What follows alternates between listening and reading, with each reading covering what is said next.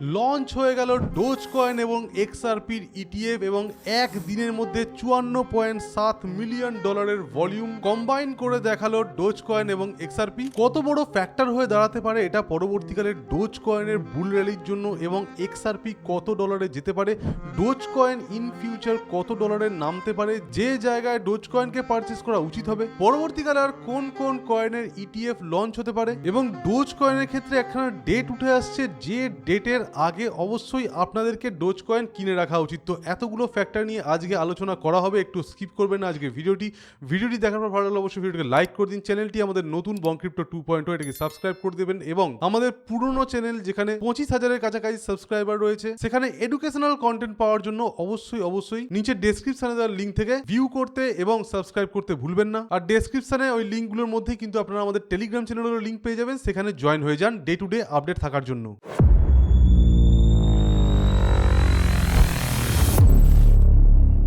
তো প্রথমেই চলে আসছি আমরা আজকের নিউজে, যেটা উঠে আসছে মার্কেটের সবচেয়ে বড় হিসাবে, যে এক্সআরপি এবং ডোজের ইটিএফ কিন্তু একদিনের মধ্যে 54.7 million dollar combined trading volume generate করে ফেলেছে। যার মধ্যে যদি আমরা এক্সআরপির দিকে একটু নজর দিই তাহলে এক্সআরপির মধ্যে মোর দ্যান 37.75 মিলিয়ন ডলারের ট্রেডিং ভলিউম ছিল, এবং বাকিটা ছিল ডোজ কয়েনের মধ্যে। এবার আমরা চলে আসছি এক্সআরপির ইটিএফ ট্র্যাকারের দিকে। এখানে দেখতেই পাচ্ছেন এক্সআরপি এবং ডোজের যে ইটিএফটা লঞ্চ হয়েছে সেটা রেক্স অসপ্রের তরফ থেকে হয়েছে, এবং এখানে লাইভ হয়ে গেছে রেক্স অসপ্রে। আর যদি আমরা একটু চলে আসি ডোজ কয়েনের মধ্যে তাহলেও কিন্তু এখানে দেখতে পাবেন যে ডোজ কয়েনেও রেক্স অসপ্রে অলরেডি লাইভ হয়ে গিয়েছে, যেখানে কিন্তু চেঞ্জ আমরা কিছু দেখতে পাচ্ছি, নেগেটিভ ভলিউম আপাতত হচ্ছে, পরবর্তীকালে কিন্তু এটা বাড়তে পারে। তো ভিডিও স্টার্টিংয়ে বলেছিলাম যে অন্যান্য কোন কোন কয়েনের ইটিএফ লঞ্চ হতে পারে সেটা সম্পর্কে আপনাদের একটা জানান দেবো। তো দেখতেই পাচ্ছেন লাইট কয়েনের চান্স আছে, এছাড়া কার্ডানো, পোলকাডট, এইচবার, অ্যাভালান্স, সুই, ট্রন, পেঙ্গুর মতো কয়েনও কিন্তু ইটিএফ লঞ্চ হতে পারে।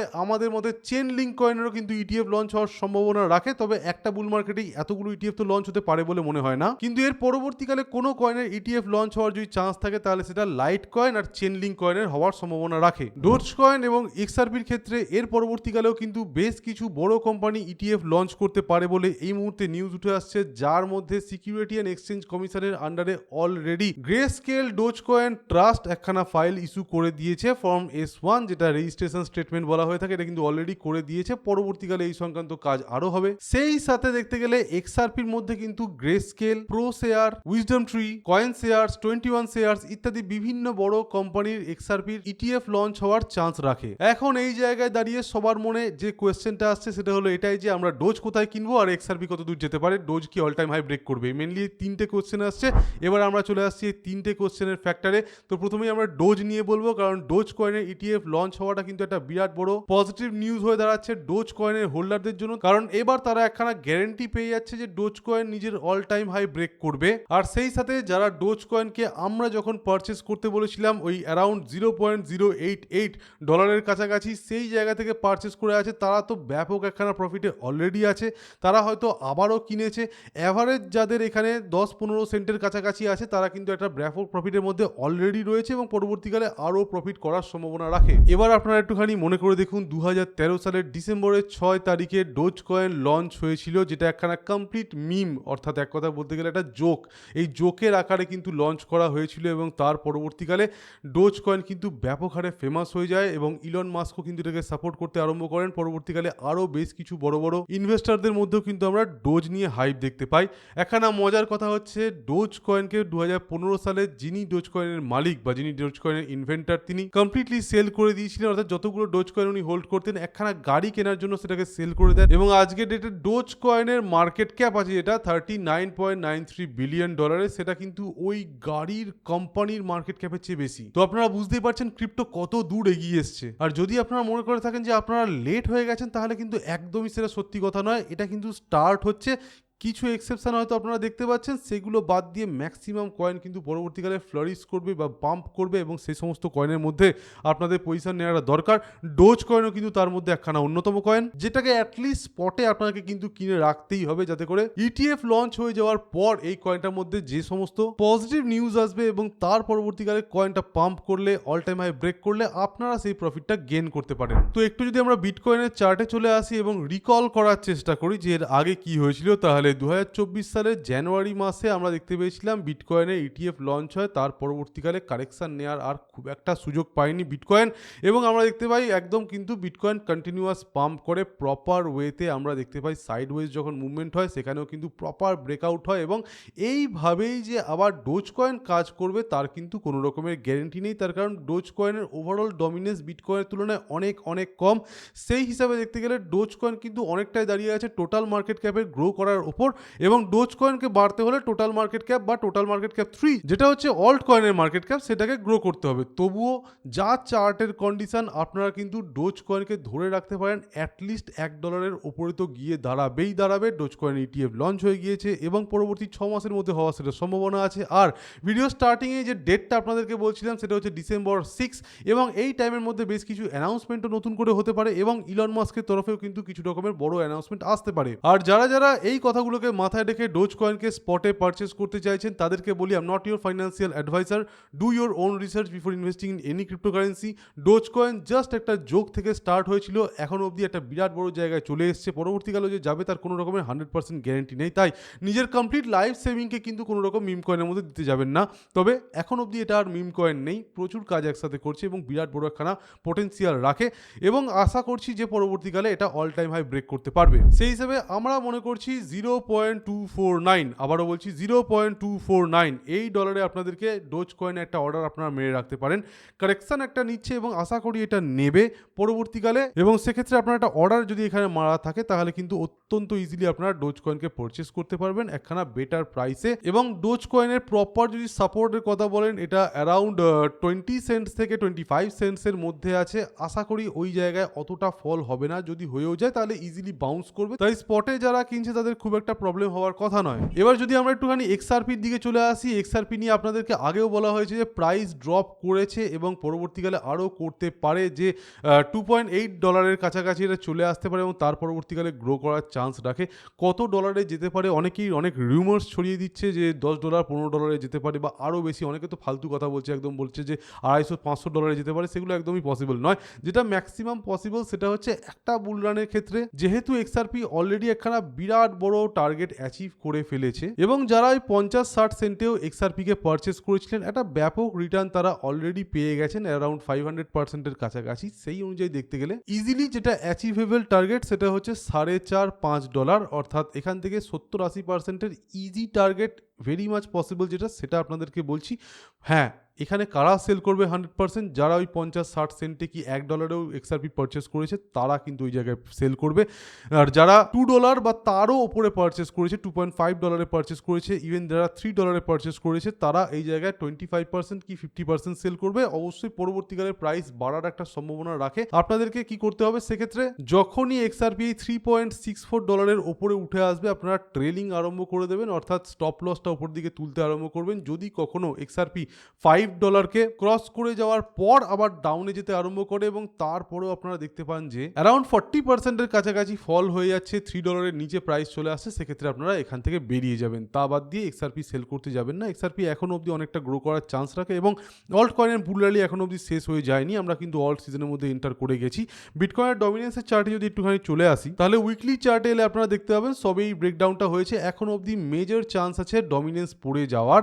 হ্যাঁ, মাঝখানে অবশ্যই সামান্য বাড়তে পারে। যদি আমরা একটু ডেলি চার্টে চলে আসি তাহলে হয়তো আপনারা এই যে বুলিশ ডাইভারজেন্সটা তৈরি হচ্ছে বিটকয়েনের ডমিনেন্সের মধ্যে, এটা আপনারা দেখতে পেয়ে গেছেন। তবে তার এফেক্ট খুব বেশি দিন স্থায়ী হবে না।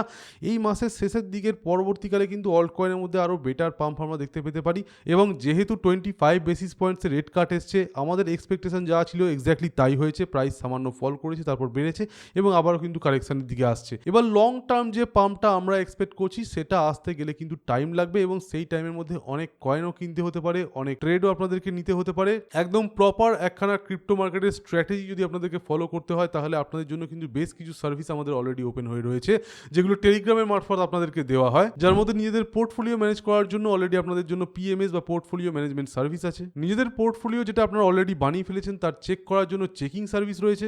ডে টু ডে আপনারা যে সমস্ত ট্রেড করছেন বা ইনভেস্ট করছেন সেখানে কোনো রকমের প্রবলেমে পড়লে আপনাদের জন্য এক্সক্লুসিভ এক্সক্লুসিভ সাপোর্ট সার্ভিস রয়েছে বা কনসালটেন্সি সার্ভিসও রয়েছে। তা বাদ দিয়ে কিন্তু যদি আপনারা মাইনিং মেশিন পারচেস করতে চান, এখন ব্যাপক অফারে যেহেতু পাওয়া যাচ্ছে, তাহলে আপনাদের জন্য মাইনিং মেশিনও কিন্তু আমরা সেল করে থাকি এবং দেশে বিদেশে সেটাকে এক্সপোর্ট করে থাকি। আর তার সাথে অবশ্যই প্রিমিয়াম ক্রিপ্টো সিগন্যালসের চ্যালেঞ্জ তো রয়েছে, যেখানে ডেইলি আপনারা ট্রেড করছেন এবং প্রফিট কামাতে পারবেন। আর এই সমস্ত সার্ভিস যদি আপনারা জয়েন হতে চান, তাহলে অবশ্যই নিচে দেখতে পাচ্ছেন মডারেটরের আইডি দেওয়া আছে, কমেন্ট বক্সে পিনও করা থাকবে, সেখানে মডারেটরের সাথে কন্ট্যাক্ট করুন। মডারেটর আপনাকে জানিয়ে দেবে কি করে আপনারা টেলিগ্রামের মারফত এই সমস্ত সার্ভিসগুলো নিতে পারবেন। এবার চলে আসছি আর একটা মেন ফ্যাক্টরে, যে ডোজ কয়েনের ক্ষেত্রে কত ডলারের টার্গেট রাখবো বা কিভাবে আমরা ডোজ কয়েনকে ট্রেড অথবা ইনভেস্ট করব। তো একদম ক্লিয়ারলি বলছি, দেখুন ইটিএফ লঞ্চ হয়েছে মানেই এটা নয় যে এখান থেকে একদম পাম্প হয়ে যাবে আর অল টাইম হাই ব্রেক করে দেবে। অবশ্যই টোটাল মার্কেট যেদিকে যাবে সেই অনুযায়ী ডোজ কয়েনও বাড়বে। আর ডোজ কয়েনের চার্ট যদি আপনারা একটুখানি ফলো করেন, তাহলে দেখতে পাবেন যে একটা ট্রেন্ড লাইন সাপোর্ট কিন্তু এখানে ডোজ কয়েন বানানোর চেষ্টা করছে। এবার এই যে সাপোর্টটা আছে সেটা টিকবে তার কোনো গ্যারান্টি নেই। তবে আমরা যদি একটুখানি 100 ডেলি মুভিং অ্যাভারেজকে এখানে নিয়ে আসি, তাহলে একটা জিনিস তো খুবই ক্লিয়ার, সেটা হচ্ছে যে এই 100 ডেলি মুভিং অ্যাভারেজ থেকে কিন্তু একটা বাউন্স হওয়ার পোটেন্সিয়াল রাখে ডোজ কয়েন, এবং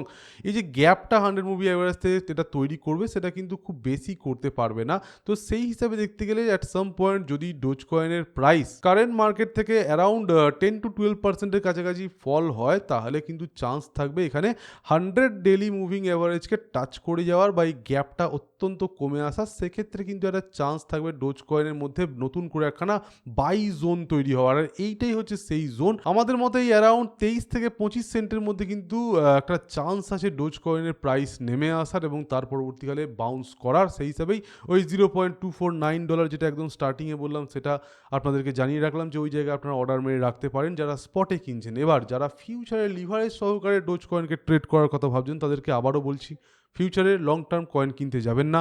যদি আপনারা কেনার কথা ভাবেন 2x লিভারেজে বেশি একদমই নেবেন না।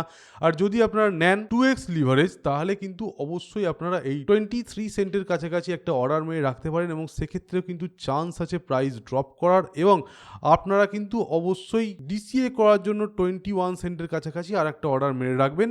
এগুলো হচ্ছে সবই নিজেদের ক্যাপিটাল ফান্ডটাকে প্রপার ওয়েতে ইনভেস্ট করার একটা প্রসেস, যাতে করে কোনোভাবেই যদি ডোজ কয়েনের প্রাইস খুব পড়েও যায়, আপনাদের অ্যাভারেজ যেন একটা এমন জায়গায় থাকে যেখান থেকে অবশ্যই আপনারা পরবর্তীকালে প্রফিট করতে পারেন। একটা কয়েনের ইটিএফ লঞ্চ হয়েছে মানে এই নয় যে সেই কয়েনটার কখনো পড়বে না বা পড়তে পারে না। সেই সাথে ডোজ কয়েন জাস্ট একটা মিম কয়েন, একটা জোক হিসেবে এটাকে বানানো হয়েছিল এবং পেমেন্টের একটা মেথড হিসেবে কাজ করা ছাড়া এটা কিন্তু আর অন্য কোনো কাজ নেই। সেই দিক দিয়ে দেখতে গেলে ডোজ কয়েনের নিজের ক্যাপিটালের 10%-এর বেশি ইনভেস্ট করতে যাবেন না। আর এক্সআরপির মধ্যে অলরেডি যারা ইনভেস্ট করে আছেন তাদেরকেও বলে রাখি, যদি পরবর্তীকালে আরও কিছু এক্সআরপির নতুন ইটিএফ চলেও আসে, অথবা প্রপার যদি এক্সআরপির মধ্যে 21 শেয়ারসের ইটিএফটাও চলে আসে যেখানে আমরা হায়ার ভলিউম এক্সপেক্ট করছি, তাহলেও কিন্তু চান্স থাকবে এক্সআরপির মধ্যে একখানা পাম্প আসার এবং সেই পাম্পটা কিন্তু ক্ষণস্থায়ীও হতে পারে। অর্থাৎ এক্সআরপি একখানা পার্টিকুলার প্রাইসে আসার পর ডেফিনেটলি সেল করার দরকার পড়বে।